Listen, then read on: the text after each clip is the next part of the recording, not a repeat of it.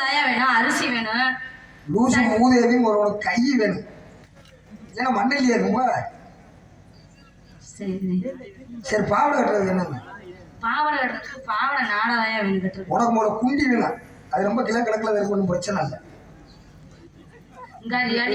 Pant சிப்புக்கு கோழி முட்டைக்கு என்ன விட்டு? என்னத்துக்கு பேண்டு சிப்புக்கு கோழி முட்டைக்கு என்னையா விட்டுருமே? பேண்ட சிப்புக்கு கோழி முட்டையிலிருந்து என்ன வரும் தெரியலையே. குஞ்சு வரும்.